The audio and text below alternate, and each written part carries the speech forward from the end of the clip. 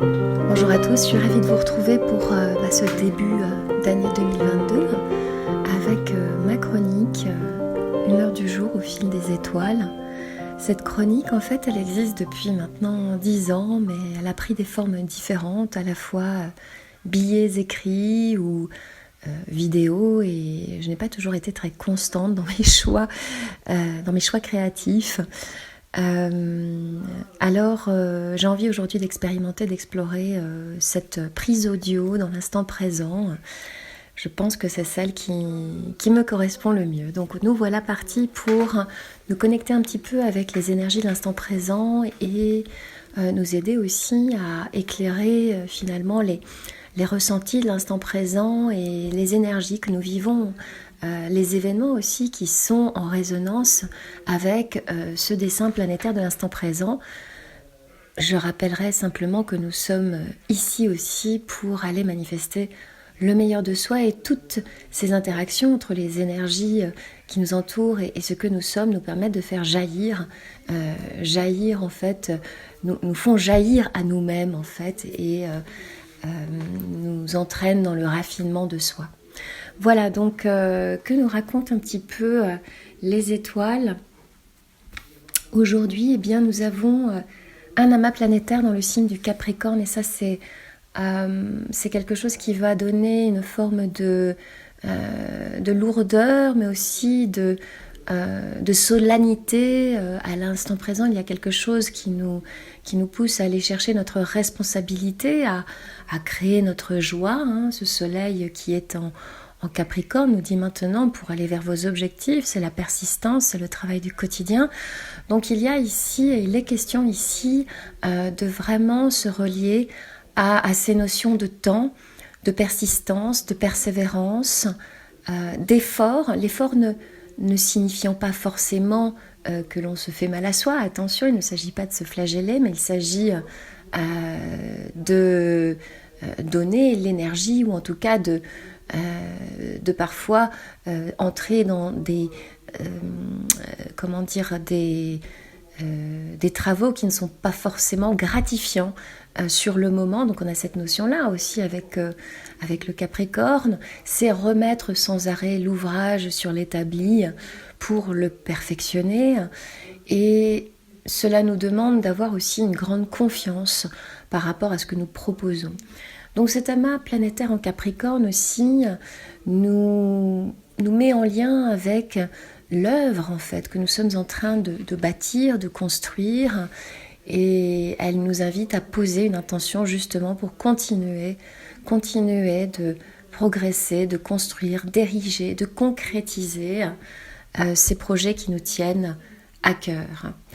Alors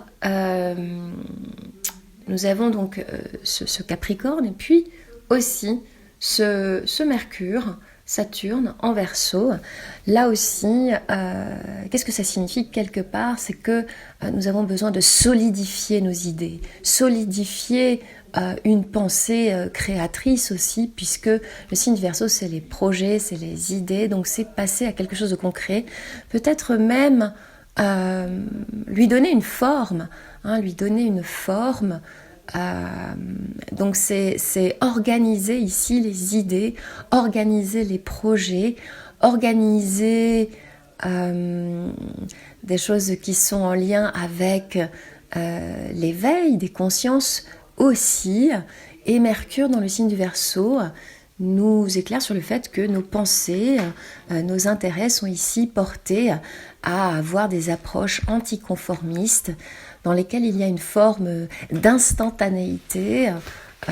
C'est aussi rapide que l'éclair, nous dit Mercure en Verseau.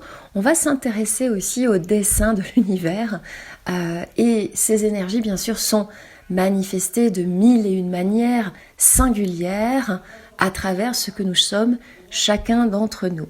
Donc ce que je vous raconte ici, c'est bien sûr impossible, mais ce n'est pas tous les possibles.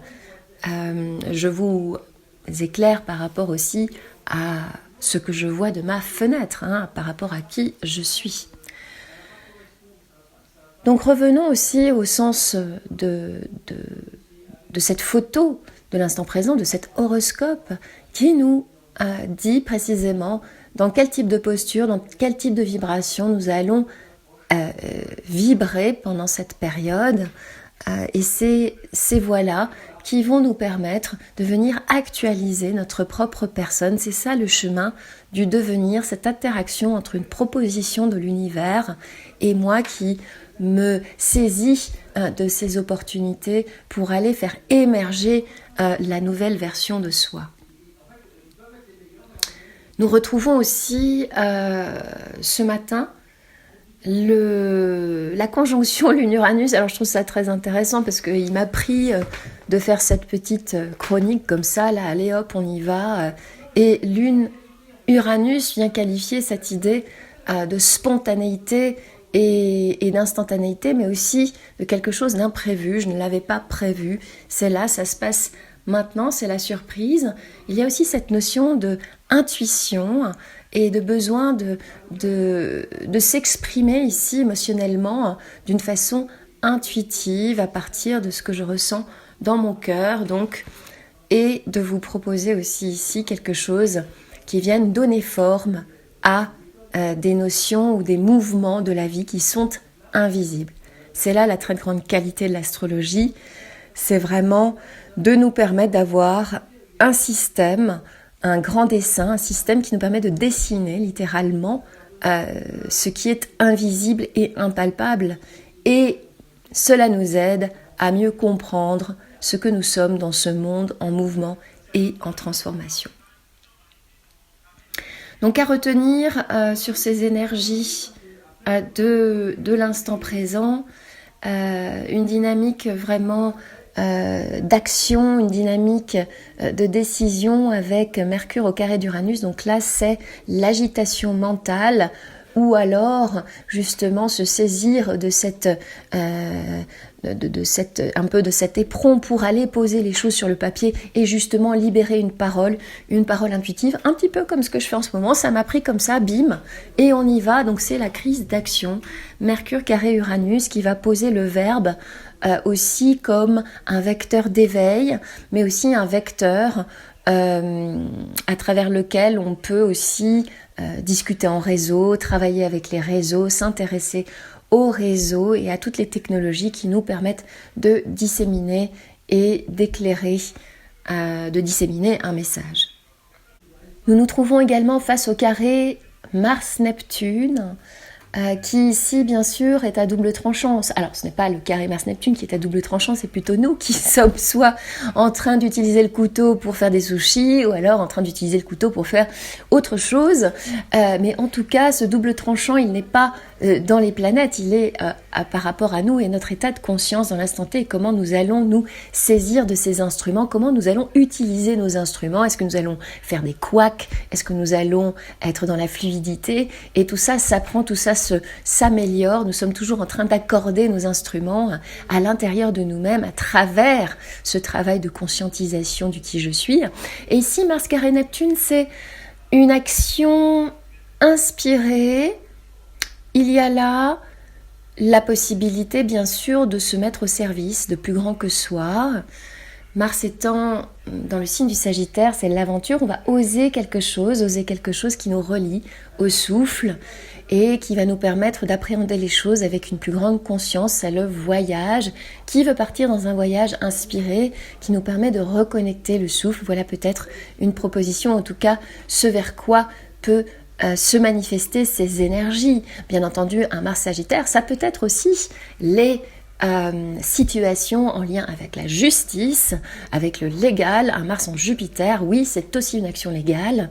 Et ici, une action légale qui va être aussi portée par un souffle, portée par une idée de servir plus grand que soi, une forme de don désintéressé. Et je vois ici, par exemple, dans l'actualité, un certain nombre d'avocats qui se mettent au service de la vie, au service de la vérité, au service, je pourrais même dire, de l'amour, et de se mieux vivre ensemble. Et là, donc, ça peut dénoter ce caractère Mars-Neptune qui est le chevalier servant, vraiment typiquement le chevalier servant. Voilà pour le message du jour. Je vous souhaite une très belle semaine en compagnie donc de ces énergies. Et je vous dis à bientôt. Bonne journée.